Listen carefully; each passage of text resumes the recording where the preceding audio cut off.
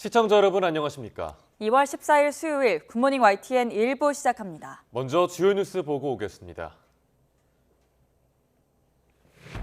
의사협회와 전공의협의회가 비대위 체제로 전환한 데 이어 의대생들도 임시총회를 열어 동맹휴학 등을 논의하고 있습니다. 정부는 강경 대응 방침을 거듭 밝혔습니다. 국민의힘이 공천 신청자 면접에 돌입한 가운데 일부 지역구 후보 재배치를 검토하고 있습니다.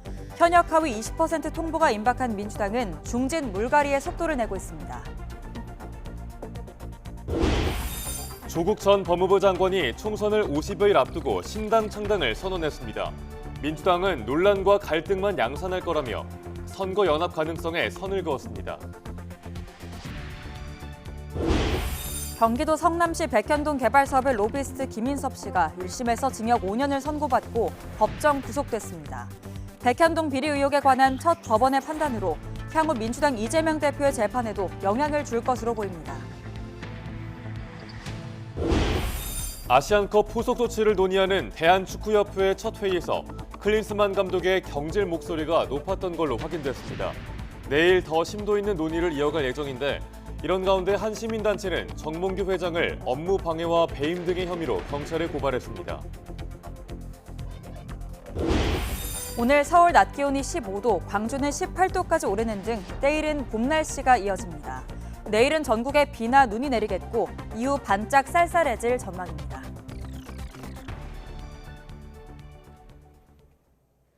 첫 소식입니다. 의대 증원에 반발하고 있는 전공의 단체가 즉각적인 단체 행동에 돌입하기보단 일단 숨 고르기에 들어간 모습입니다.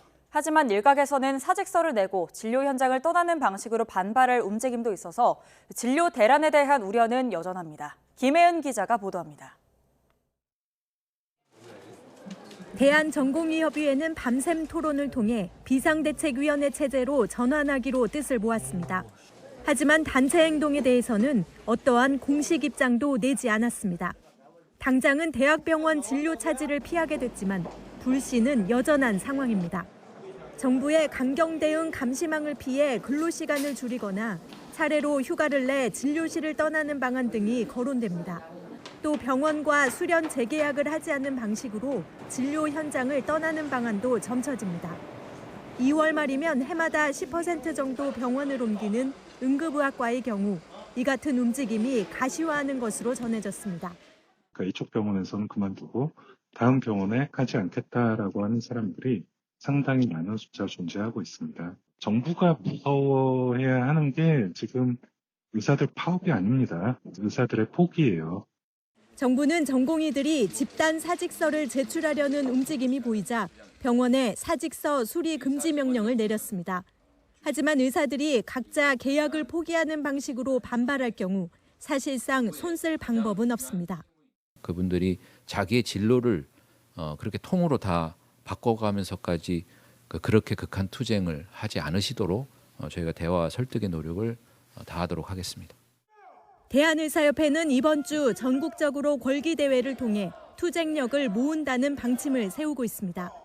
의료계 내에서는 이달 말 본격적으로 투쟁하자는 목소리도 있어서 진료 대란에 대한 우려는 갈수록 커지고 있습니다.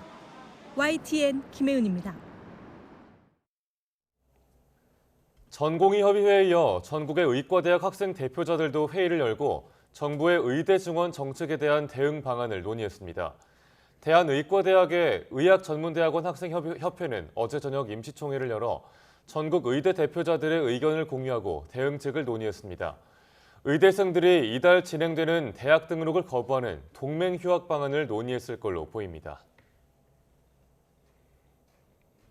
네, 국민의힘이 어제부터 공천 면접 심사에 돌입한 가운데 한동훈 비대위원장은 이른바 곱셈 정치를 통한 이기는 공천을 강조했습니다.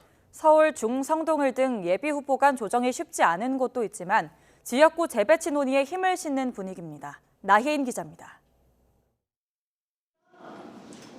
최대 승부처인 서울을 시작으로 막을 올린 집권 여당의 총선 공천 면접 심사 첫날 한동훈 위원장은 뺄셈이 아닌 곱셈 정치를 통해 본선 승리를 이끌겠다고 목소리를 높였습니다. 이재명 대표가 이끈 민주당은 쓴소리 할 사람들을 다 하나씩 누구의 눈치도 보지 않고 잘라내는 정치를 하고 있죠. 그건 뺄셈 정치입니다. 그건 국민에게 도움되나요? 내부 정치나 개인의 이익을 고려하지 않고 이기는 공천만 하겠다는 겁니다. 특히 경쟁력 있는 강세 지역 출마자들을 격전지에 재배치하는 건 전략상 필요하다고 말했습니다. 낙동강 벨트에 헤쳐 모인 PK 지역 중진들에 이어 서울 등 수도권 예비 후보들의 지역구 조정 가능성을 시사한 겁니다. 공천 칼자루를 쥔 정영환 공관위원장도 같은 목소리를 냈습니다. 동일한 지역에 중요한 우리 인력들이 지원자들이 몰린 경우에는 좀 재배치 좀 해가지고 특히 서울 지역에 그런 부분이 좀 있을 것 같아요. 우선 교통정리 대상으로 꼽히는 지역은 전현직 의원 3명이 출사표를 던진 서울 중성동을입니다. 저는 남은 정치 인생을 중성동을에 바치겠다고 했고 일단 제일 먼저 신청한 제가 조장할 이유는 전혀 없습니다. 유권자분들을 만나면서 뛰고 있는데 그 본분에 이 순간 이후로도 충실을 해야 된다. 서울 강남을 공천을 신청한 박진 의원과 이원모 전 대통령실 인사비서관의 다른 지역 배치 역시 꾸준히 거론되고 있습니다. 기득권을 내려놓고 우리 당의 이번 총선에서 서울 수복을 위해서 헌신할 각오가 돼 있다. 당의 뜻에 전적으로 따르겠다라고 말씀드렸었고요. 그 입장 변함이 없습니다. 국민의힘 공천 면접은 이번 주 토요일인 오는 17일까지 지역별로 계속됩니다. 당장 오늘부턴 경선을 치르지 않는 단수 추천 후보들이 차례로 발표될 예정인데 여당이 강조한 이기는 공천에 부합하는 결과를 내놓을지 주목됩니다. YTN 나인입니다. 국민의힘 정영환 공천관리위원장은 하태경 의원과 이영전 중소벤처기업부 장관, 이해운 전 의원이 나란히 공천을 신청한 서울 중성동을은 경선으로 갈 가능성이 99%라고 말했습니다. 정 위원장은 어젯밤 서울 여의도 당사에서 공천 심사를 마친 뒤 기자들과 만나 이들 3명 모두 지역구를 조정하지 않겠다고 밝힌 상황에서 어떻게 정리할 거냐는 취지의 질문에 이같이 답했습니다. 또 정 위원장은 인유한 전 혁신위원장이 서울 종로 등 지역구에 출마할 수 있다는 보도는 사실이 아니라며 지역구는 나오지 않을 것이라고 밝혔습니다. 이와 별개로 부적격 기준에 따라 원천 배제 대상으로 판단됐던 29명 가운데 이의 제기를 한 사례를 검토했다면서 1명만 보류로 분류하고 나머지는 모두 받아들이지 않기로 했다고 설명했습니다. 더불어민주당 이재명 대표가 일부 총선 예비 후보들에게 사실상 불출마를 권고하는 등 인적 쇄신 행보에 직접 나선 걸로 확인됐습니다. 당 일각에서는 비명계 찍어내기가 아니냐는 우려가 나오고 있는데 임종석 전 대통령 비서실장의 거취 문제가 내홍의 도화선이 될 가능성이 큽니다. 김대겸 기자가 보도합니다. 다음 주 후보 간 경선 돌입을 앞두고 현역평가 하위 20% 의원들에게 개별 통보를 예고한 민주당. 이재명 대표가 그 신호탄을 쏘아 올렸습니다. 최근 후보 적합도 조사에서 저조한 성적을 낸 문학진 전 의원 등 일부 전현직 의원들에게 직접 연락해 사실상 불출마를 당부한 겁니다. 당 핵심 관계자는 일부 선배 중진급 후보들에게 후배들을 위한 길을 터달라는 취지였다고 배경을 설명했습니다. 이 대표에겐 이른바 올드보이 청산 의지도 있다고 강조했습니다. 여당과 인적 쇄신 경쟁에서 밀리지 않겠다는 의도로 보이는데 당내에선 비명계 속가내기가 본격화됐다는 우려가 제기됐습니다. 공정한 관리가 가장 중요하죠. 또 그러면서도 한편으로 국민들의 눈높이에 맞는 혁신도 해야 되는데 혁신을 하려다 하면 혹시 소위 비명 찍어내기 아니냐 이런 오해를 살 수도 있지 않습니까? 특히 당대표가 직접 쇄신 행보에 나서면서 현역 하위 20% 명단에 관심이 더 쏠리고 있습니다. 컷오프 가능성이 큰 경선 감점 대상에 친문 등 비명계가 대거 포함될 경우 가뜩이나 위험 수위를 넘나드는 내분이 폭발할 수 있기 때문입니다. 당내에선 친문 핵심 임종석 전 대통령 비서실장의 공천 여부를 1차 분수령으로 꼽고 있습니다. 설 연휴 기간 이 대표가 거듭 통합을 강조하긴 했지만 전략 공천 지역인 서울 중성동갑에 출사표를 낸 임 전 실장의 거취 논란은 잦아들지 않고 있습니다.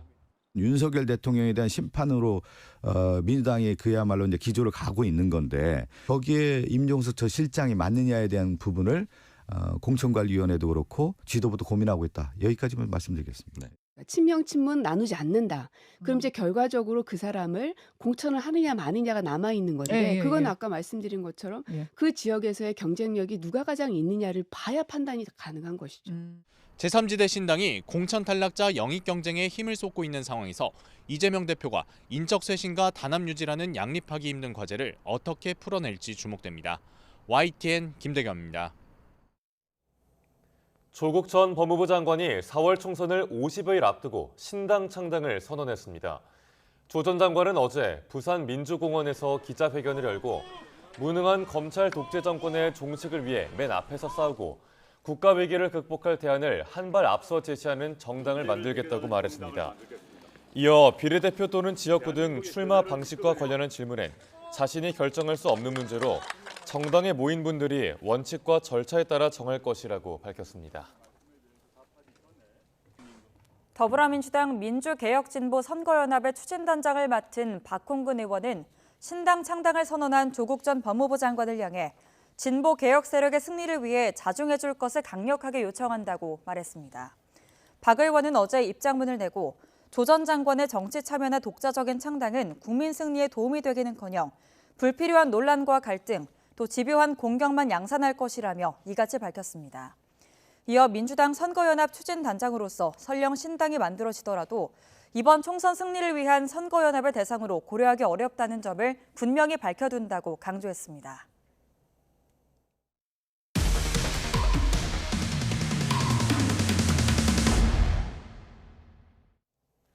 축구대표팀 클린스만 감독의 거취가 경질 쪽으로 가닥이 잡혀가고 있습니다. 대한축구협회 임원진 회의에서 뜻을 모은 이석재 부회장은 정몽규 회장과의 독대에서 사퇴를 건의했고 정 회장은 마땅한 명분이 필요하다고 답했습니다. 이경재 기자의 단독 보도입니다. 어제 클린스만 감독의 거취 문제를 놓고 처음으로 소집된 축구협회 임원회의에서 선수 출신 협회 부회장과 임원들은 경질 쪽으로 뜻을 모았습니다. 분위기가 전부 다 지금 사퇴 쪽으로 나도 그런 얘기를 했고 나머지 분들 다 동의를 하셨어요, 그 부분에 대해서? 아까 나머지들도 이제 다 그 얘기들 다 했지.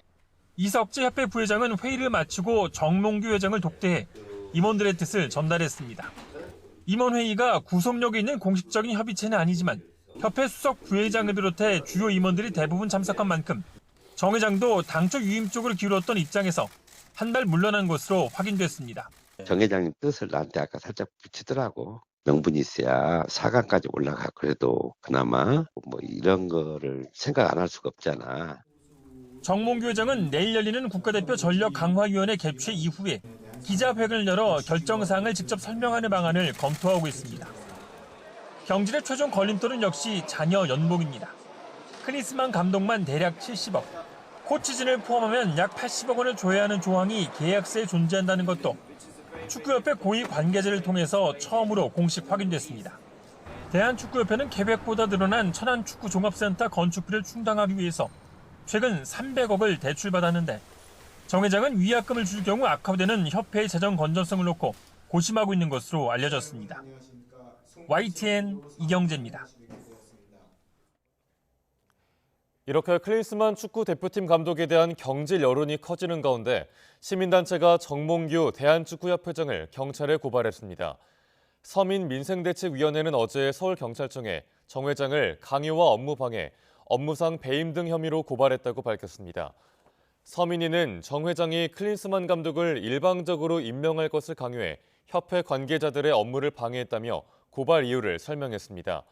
또 클린스만 감독을 경질하면 자녀 연봉을 위약금으로 지급해야 한다면서 이는 정 회장의 일방적인 결정으로 비롯돼 업무상 배임에 해당한다고 주장했습니다.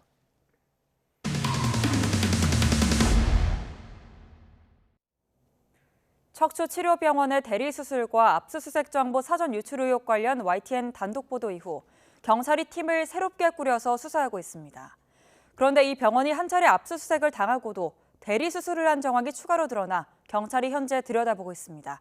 우종은 기자가 취재했습니다. 최근 YTN이 단독 보도했던 척추치료병원 수사정보 유출 의혹 등과 관련해서 경찰이 서울 서부경찰서와 해당 병원에 대해서 본격적인 강제 수사에 착수했습니다.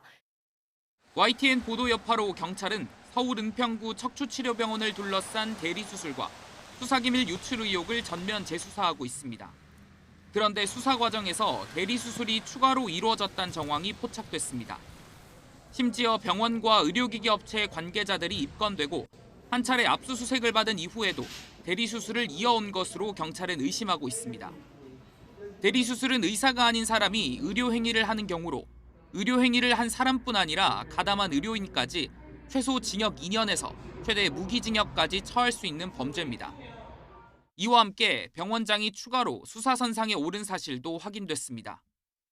해당 병원은 대리수술 외에 쓰지도 않은 비급여 치료 재료를 썼다고 환자를 속이고 비용을 과도하게 청구했다는 의혹도 받고 있는데 병원장은 경찰 수사가 임박해오자 직원들에게 비급여 치료 재료 입출고 기록을 조작하라고 지시한 혐의를 받습니다.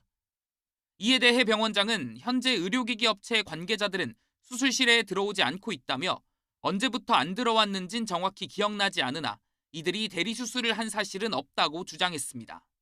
다만 증거인멸 혐의에 대해선 경찰 조사에서 이미 밝혔다며 말을 아꼈습니다.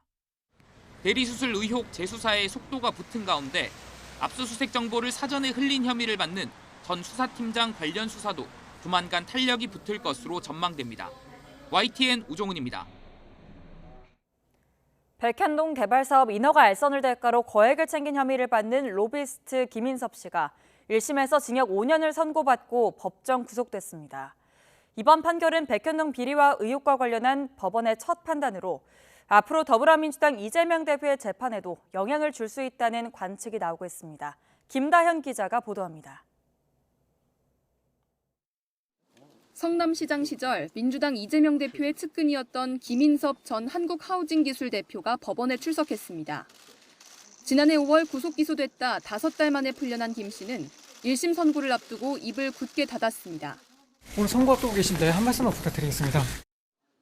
김 씨는 백현동 사업 인허가 알선을 대가로 민간업자 정바울 아시아디벨로퍼 회장에게 77억 원과 함께 공사 현장 식당 사업권을 받은 혐의를 받습니다. 9개월의 심리 끝에 1심 법원은 검찰의 공소 사실 대부분이 인정된다며 김 씨에게 징역 5년을 선고하고 추징금 63억여 원을 명령했습니다.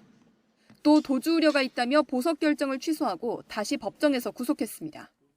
재판부는 김 씨가 이재명 대표와 정진상 전 정무조정실장의 두터운 신뢰를 얻었고 성남시 공무원들도 이들의 특수관계를 잘 알고 있었다고 명시했습니다.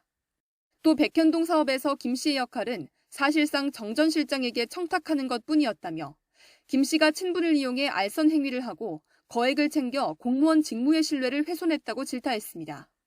특히 백현동 부지 용도 변경과 성남 도시개발공사의 사업 배제 과정에서 정바울 회장 요청에 따라 김 씨가 정진상 전 실장에게 편의를 봐달라고 청탁하고 정 전 실장이 이를 성남시 공무원에게 전달했다는 점을 분명히 했습니다.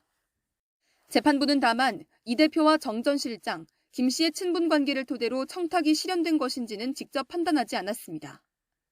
이번 선고는 백현동 의혹에 관한 첫 법원 판결로 검찰이 주장해온 사실관계가 상당 부분 인정돼 향후 정 전 실장은 물론 이 대표 재판에도 적잖은 영향을 줄 수 있다는 관측이 나옵니다. 선고 직후 김 전 대표 측은 판결문을 검토해 항소 여부를 결정하겠다고 밝혔습니다. YTN 김다현입니다. 148억 원대 전세 사기 혐의로 기소된 이른바 건축왕 일당의 1심 판결에 대해서 검찰이 이에 불복해 항소했습니다.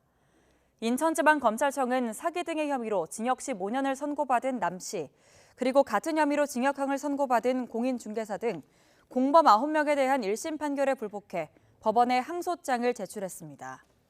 남 씨는 전세 보증금을 반환할 의사나 능력이 없으면서도 피해자 191명을 속여 보증금 148억 원가량을 받아 가로챈 혐의로 1심에서 징역 15년과 추징금 115억여 원을 선고받았습니다. 앞서 남 씨와 공범 일부도 지난 7일 1심 판단에 불복해 항소했습니다. 경북 포항시 대진항 인근 바다에서 미입항 어선의 60대 선장이 실종돼 해경이 수색하고 있습니다. 어제 저녁 7시쯤 오후 1시 반에 대진항을 출항한 1톤급의 어선이 입항하지 않았다는 신고가 해경에 접수됐습니다. 신고를 받은 포항해경은 경비함정과 헬기를 투입해 항구에서 2km 떨어진 바다에서 어선을 발견했습니다. 하지만 선내에는 선장의 것으로 추정되는 휴대전화만 발견됐습니다. 해경은 60대 선장이 실족했을 가능성이 있다고 보고 현재 주변을 수색하고 있습니다. 어제 오후 3시 40분쯤 경기도 화성 매송면에 있는 야산에서 불이 나 1시간여 만에 꺼졌습니다. 이 불로 한 70대 남성이 얼굴과 몸에 1, 2도 화상을 입어 병원에 옮겨졌지만 생명에는 지장이 없었습니다. 산림청과 소방당국은 화상을 입은 남성이 소각 작업을 하던 중에 불을 낸 것으로 보고 정확한 화재의 원인을 조사하고 있습니다. 미국의 지난달 소비자 물가 상승률이 지난해 12월보다 둔화했지만 전문가 예상치를 웃돌며 조기 금리 인하 기대감에 찬물을 끼얹었습니다.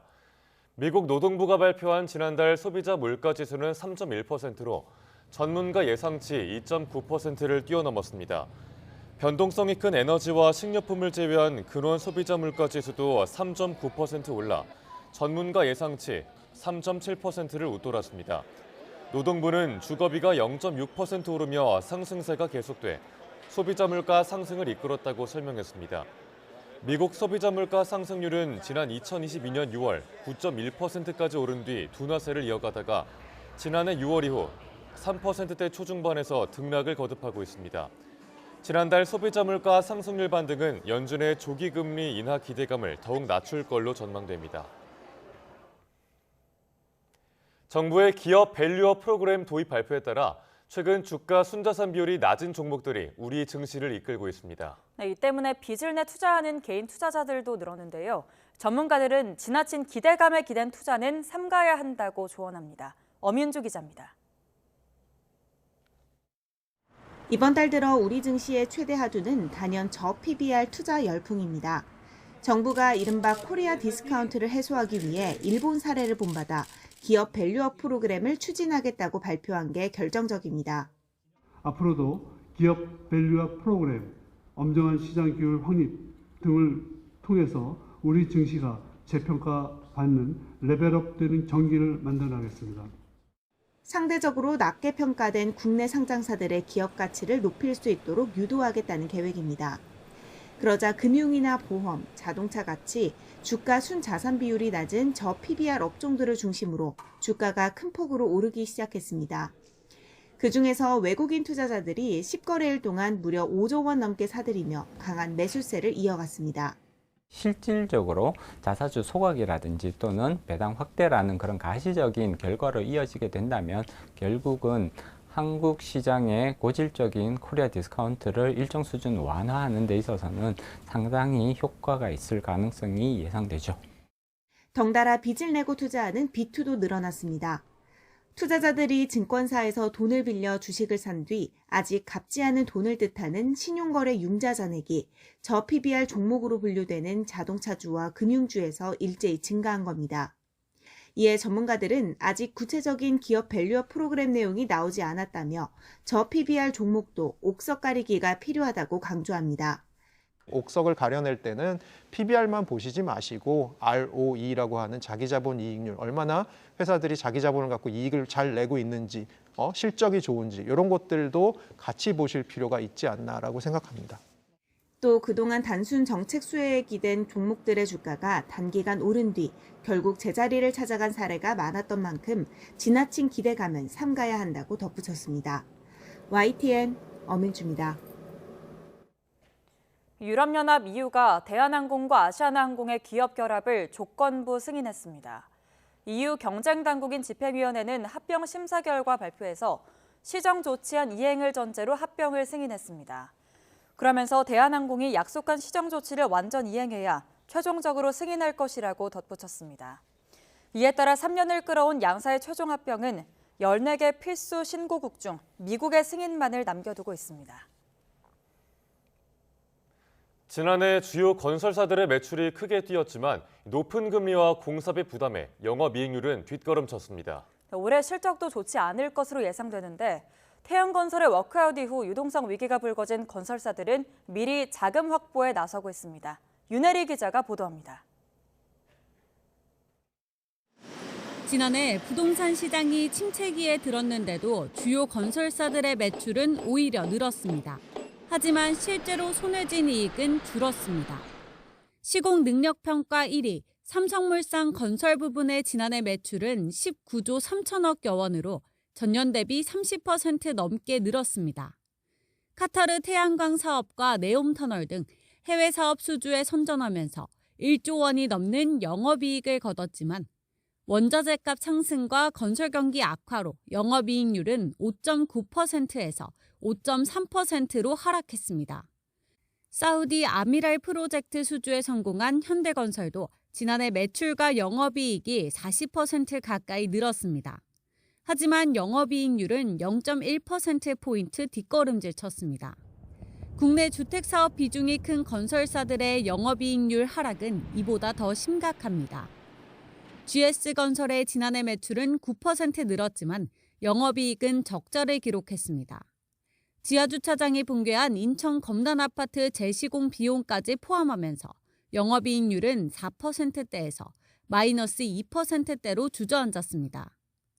지난해 실적이 공개된 주요 건설사 대부분이 이처럼 매출은 늘었지만 영업이익률은 여지없이 하락했습니다. 공사비가 계속 상승하기 때문에 매출액은 증가할 수밖에 없습니다. 건설사가. 근데 매출액은 증가하는데 이익은 감소하는 구조로 계속 나타날 가능성이 크고 올해 부동산 시장 관망세가 짙어지면서 건설 경기는 여전히 찬바람이 불 걸로 예상됩니다. 워크아웃에 돌입한 태양건설을 시작으로 자금 경색이 우려되는 일부 건설사들의 신용등급은 줄줄이 하향 조정됐습니다. 유동성 위기설에 휘말린 건설사들은 자금 확보에 문제가 없다며 적극적으로 해명에 나설 정도입니다.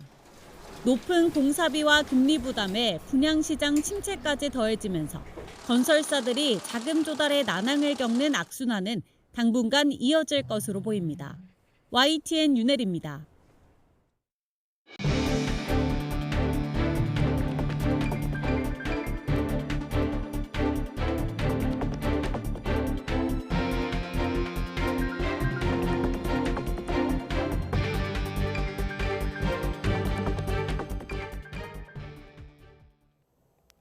조국 전 법무부 장관이 총선을 50일 앞두고 신당 창당을 선언했습니다.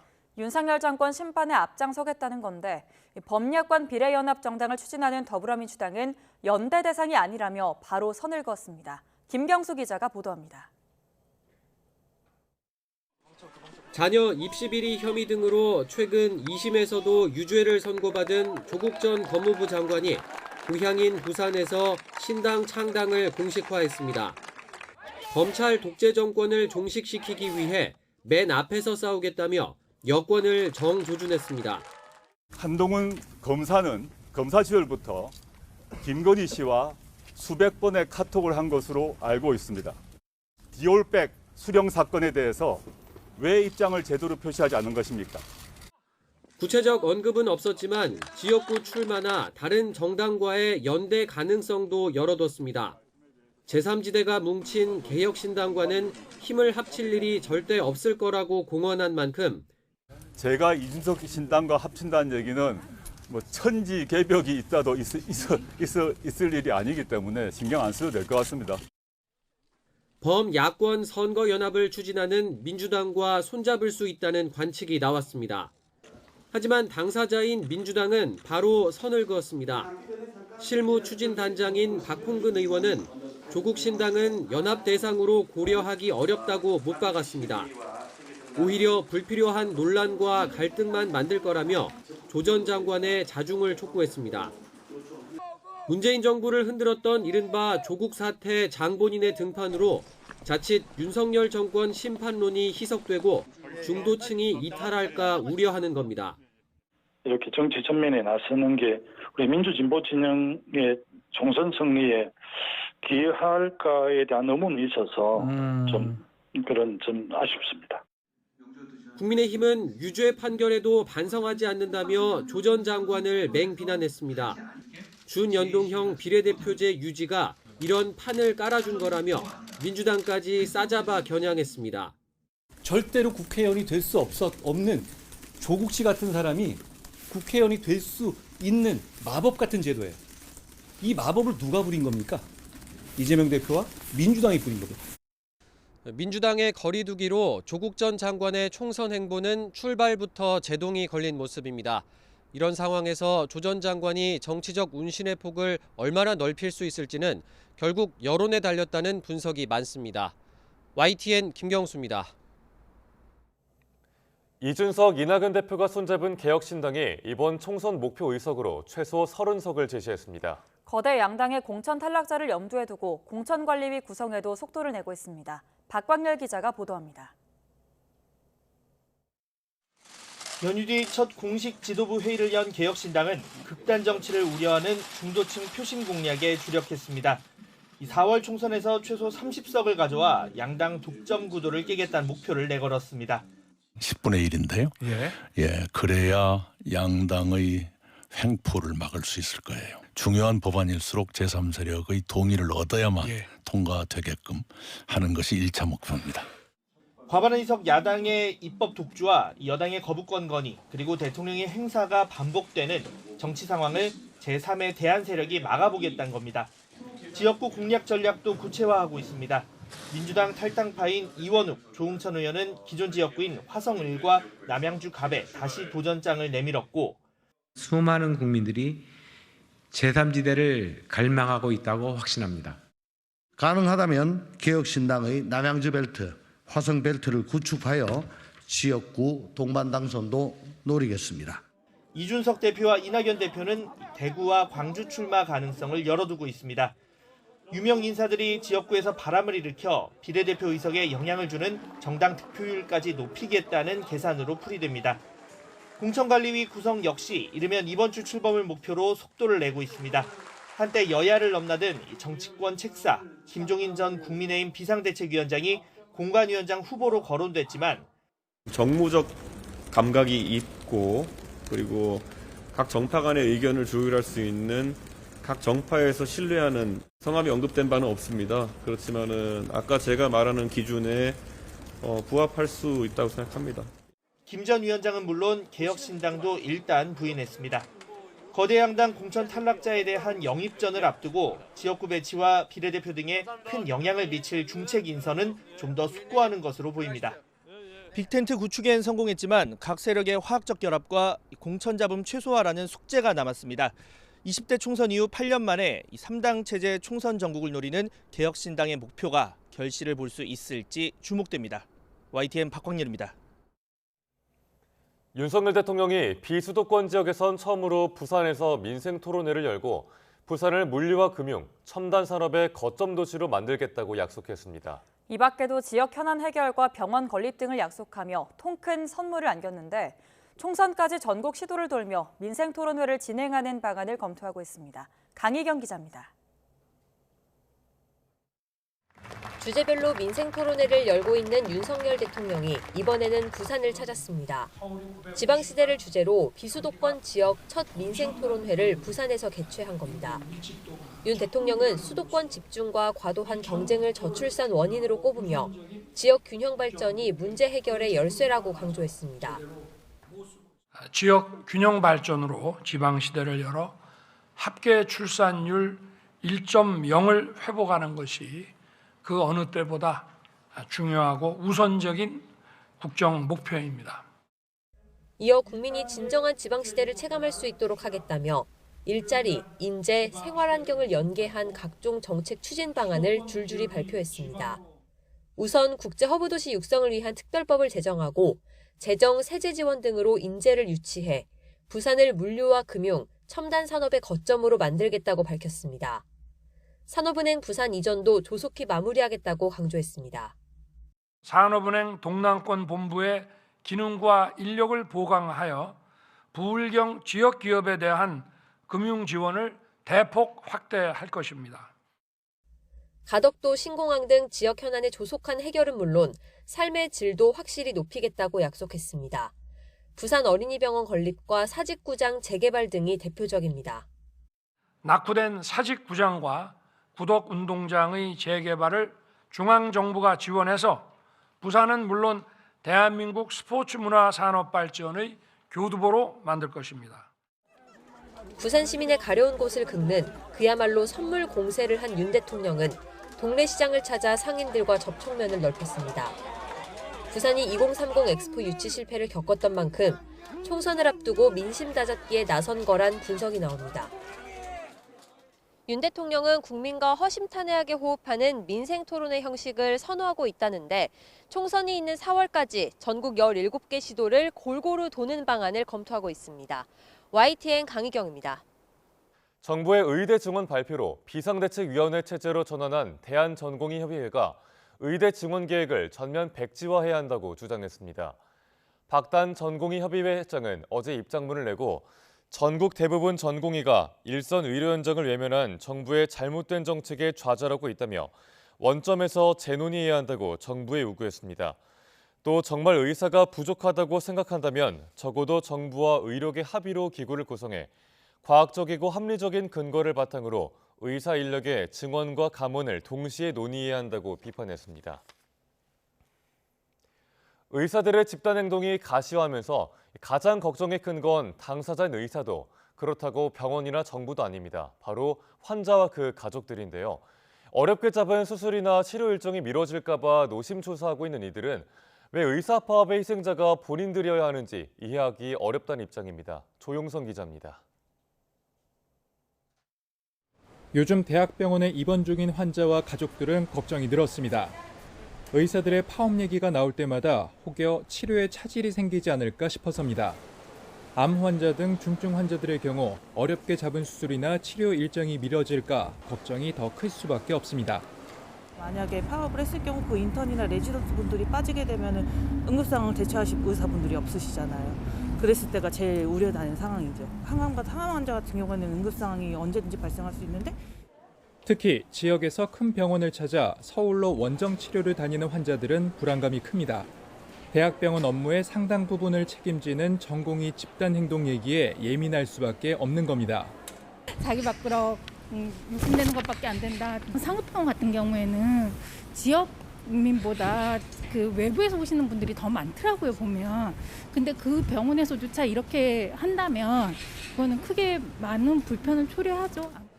환자와 가족들은 의료 파업으로 왜 본인들이 피해를 봐야 하는지가 가장 납득하기 힘들다는 입장입니다. 그렇다고 파업 기간 동안 아프지 말라고 할 수도 없는 노릇. 어린아이가 있는 집에서는 벌써부터 걱정입니다. 환자들 때문이라도 파업은 안 된다고는 생각을 해요. 저희 애들도 계속 막 병원으로 살거든요. 1년 내내 뭐 여기 아팠다 저기 아팠다 하니까. 정부는 의료 피해 신고 센터를 운영한다고 밝혔지만 사후 약방문도 못 되는 대책이어서 환자와 보호자들의 걱정만 커지고 있습니다. YTN 조용성입니다. 2월 14일 수요일 미리 보는 오늘입니다. 오늘 국민의힘 공천관리위원회는 경기도 36개 지역구와 또 인천과 전북 지역의 공천 신청자를 대상으로 이틀째 면접을 이어갑니다. 또 어제 진행한 서울과 제주, 광주 지역 면접 결과 등을 바탕으로 1차 단수 추천 후보자를 발표할 계획입니다.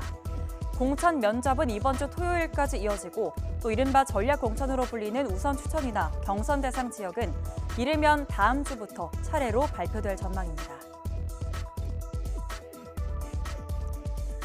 더불어민주당은 총선을 앞두고 소상공인과 지방독립대 경쟁력 강화 관련 공약을 잇따라 발표합니다. 이재명 대표와 이계호 정책위의장 등은 오늘 여의도 소상공인연합회를 찾아 정책 간담회를 열고 소상공인들의 금리 부담과 또 경영상의 어려움을 완화할 지원책을 논의합니다. 또 이 대표는 내일은 충북대학교 오창 캠퍼스에서 열리는 현장 간담회에서 부실한 거점 국립대학교의 교육 여건을 듣고 또 대학과 지방을 살리는 대안을 제시할 계획입니다. 재벌 3세 행세를 하며 무려 30억 원대 투자금을 빼돌린 혐의로 기소된 전청조 씨. 이 전청조 씨에 대한 1심 선고가 오늘 나옵니다. 오늘 서울 동부지법은 사기 혐의로 구속 기소된 전 씨의 선고 공판을 진행하는데요. 전청조 씨는 2022년 4월부터 재벌 3세 혼외자를 사칭하면서 투자 기회가 있다고 속여 30억 원이 넘게 빼돌린 혐의를 받고 있습니다. 이태원 참사 직후에 경찰 내부 보고서를 삭제하도록 지시한 혐의로 기소된 경찰 간부들에 대한 1심 선고도 마찬가지로 오늘 나옵니다. 서울 서부지법은 박성민 전 서울경찰청 공공안녕정보 외사부장과 김진호 전 용산서 정보과장의 선고 기일을 진행합니다. 두 사람은 이태원 참사 발생 직후인 2022년 11월 용산서 정보관이 만든 정보보고서 4건을 업무용 PC에서 삭제하라고 지시한 혐의를 받습니다. 방송인 박수홍 씨의 출연료 등을 빼돌린 혐의로 기소된 친형 박모 씨 부부의 1심 선고 역시 오늘 나옵니다. 오늘 서부지법에서는 횡령 혐의를 받는 박수홍 씨의 큰형과 또 형수에 대한 선고 공판이 진행될 예정인데요. 이들 부부는 거의 10년 동안 박수홍 씨의 돈과 자신들이 운영하던 연예기획사의 돈 약 48억 원을 빼돌린 혐의를 받고 있습니다. 지금까지 미리 보는 오늘이었습니다.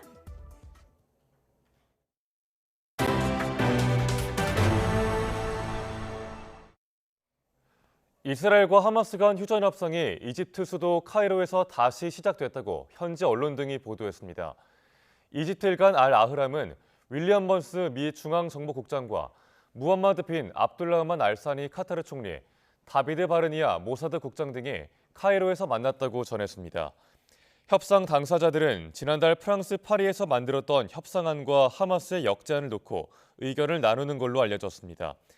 AP통신은 협상 소식에 정통한 관리 여럿의 말을 빌려 이스라엘과 하마스의 협상이 진전을 보였다고 보도했습니다. 튀르키예 한 금광에서 산사태가 발생해 최소 9명의 노동자가 묻혔다고 AP통신이 보도했습니다. 현지 시각 13일 오후 2시 30분쯤 튀르키예 동부 에르진잔주에 있는 쾌플러 광산에서 산사태가 발생해 최소 9명의 노동자가 묻혔다고 현지 방송 NTV가 전했습니다. 알리 예를리카야 튀르키예 내무장관은 산사태 발생 후 작업자 9명으로부터 연락이 끊겨 400명을 투입해 수색과 구조 작업을 벌이고 있다고 말했습니다. 베키르 악순 에르진잔 시장은 실종된 노동자가 10명에서 12명이라고 말했습니다.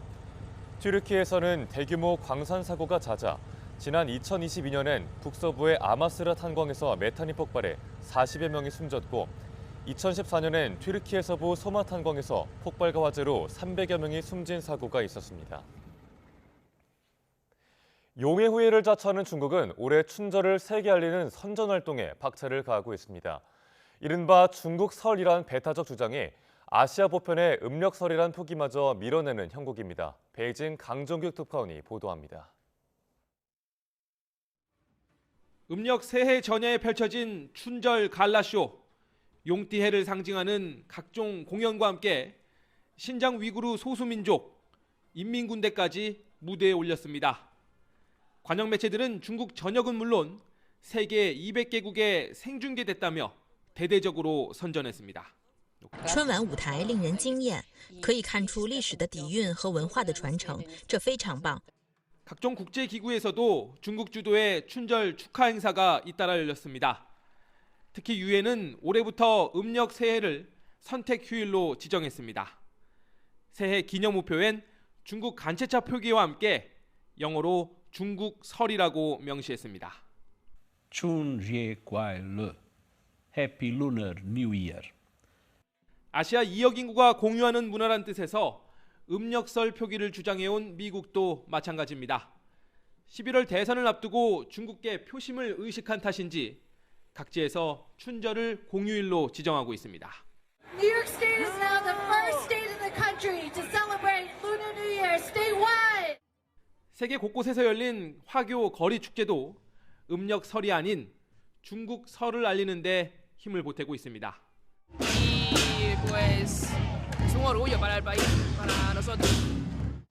내친김에 용의 영문 표기까지 중국식 발음으로 바꾸려는 움직임도 나타납니다. 很多龙不再翻译为 dragon， 而是选择了一个同中文发音更相近的单词龙。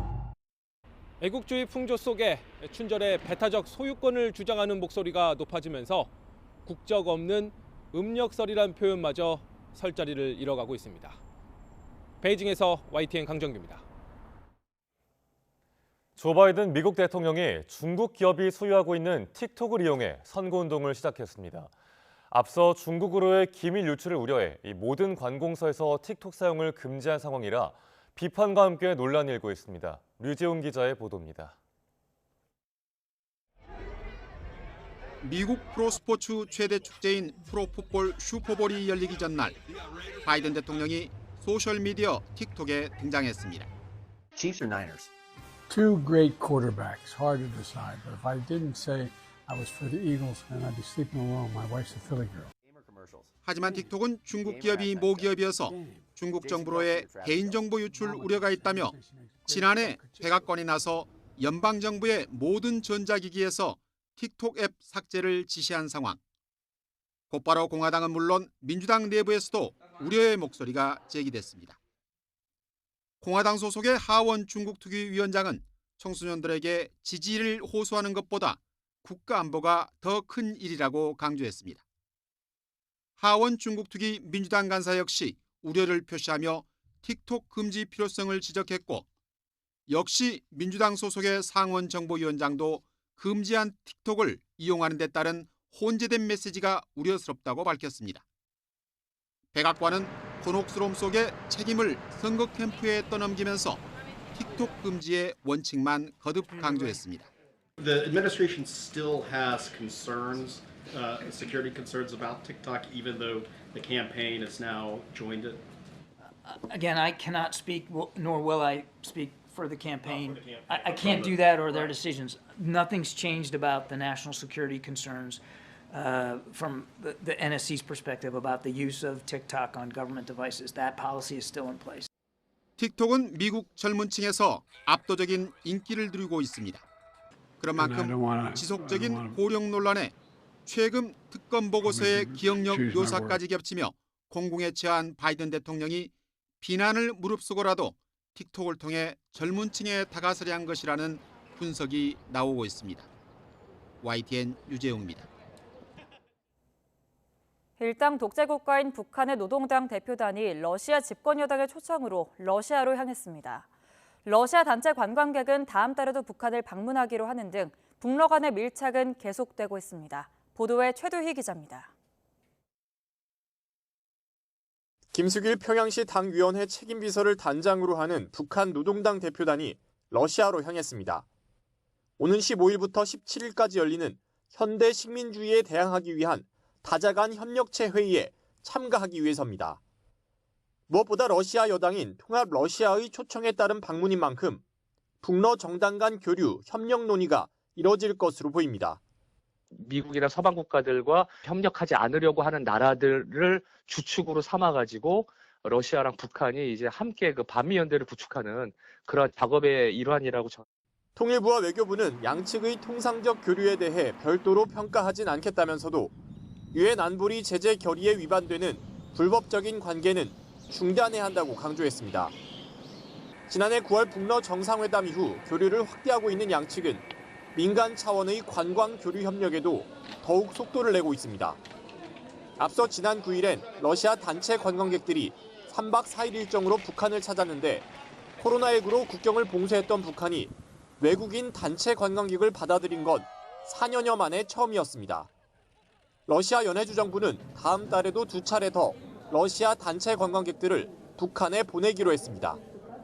2차 관광객은 8일부터 11일까지, 3차 관광객은 11일부터 15일까지 북한을 방문하게 되는데 각각 100명씩 모두 200명이 평양과 금강산, 마식령 스키장 등을 둘러볼 예정입니다. 특히 3월에 열리는 러시아 대선에서 연임이 거의 확실시되는 블라디미르 푸틴 대통령이 대선 이후 방북 일정을 확정할 것으로 보여 북러 간 밀착 행보는 당분간 계속될 전망입니다. YTN 슈드입니다. 유진그룹의 YTN 인수를 승인한 방송통신위원회 처분에 반발해 YTN 노조가 법적 대응에 나섰습니다.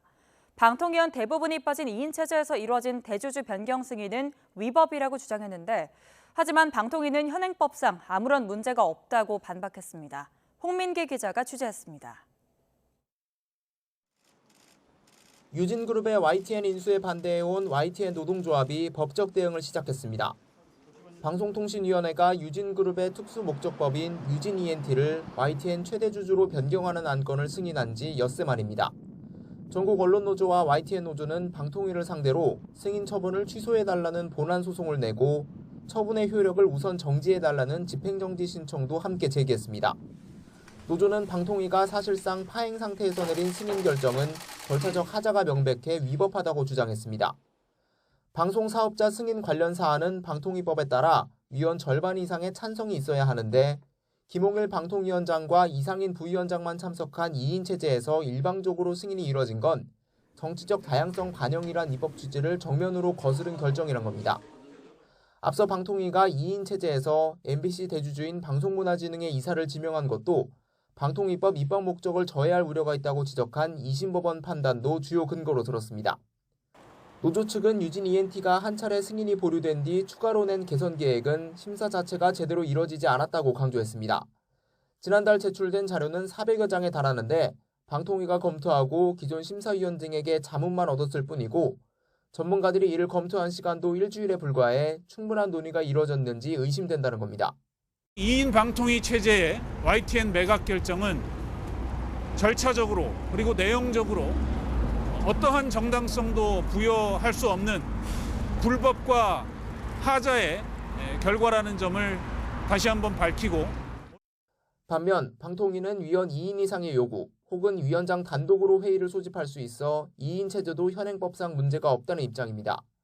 또 추가 제출된 자료에 대해서도 충분한 논의와 절차를 거쳤다며 검토 기간이 일주일에 불과하다는 주장은 사실이 아니라고 반박했습니다. 양측의 법정 다툼은 우선 판결 전까지 방통위 승인 처분의 효력을 멈추는 집행정지에 집중될 전망입니다. 이번 주 안에 유진그룹의 YTN 인수 절차가 마무리될 것으로 보이는 만큼 이 사이에 본안 소송 결과가 나오기는 어렵기 때문입니다. 사건을 접수한 법원도 이르면 이번 주부터 신문기일을 정해 방통위 승인 처분의 효력 정지 여부를 결정할 계획입니다. YTN 홍민기입니다. 오늘도 초봄처럼 포근한 날씨가 이어지겠습니다. 현재 서울 기온은 9.3도로 어제 같은 시각보다 7도나 높게 출발하고 있고요. 한낮에도 16도까지 올라 예년 기온을 11도나 크게 웃돌겠습니다. 다만 기압골의 영향으로 충청 이남에는 가끔 비가 내리겠습니다. 내일까지 예상되는 비의 양은 5에서 20mm가 되겠고 제주도에는 최고 40mm의 비가 내리겠습니다. 서울 등 수도권에도 오전까지 빗방울이 떨어지는 곳이 있겠습니다. 오늘 전국이 대체로 흐리겠고 대기질은 양호하겠습니다. 오전까지 서해안을 중심으로는 안개가 짙게 끼겠습니다. 오늘 아침은 어제보다 공기가 부드럽습니다. 현재 서울 기온은 9.3도, 강릉 15.4도를 나타내고 있고요. 한낮에도 따뜻한 남서풍이 불며 20도 안팎까지 오르겠습니다. 서울 16도, 대전 17도, 광주 19도가 예상됩니다. 오늘 내리는 비는 밤에 대부분 그치겠지만 내일은 다시 전국에 비나 눈이 내리겠고요. 이후로는 날이 반짝 쌀쌀해질 전망입니다. 날씨였습니다. 굿모닝 YTN 1부 마칩니다. 잠시 후 2부가 이어집니다. 함께해 주신 여러분 고맙습니다.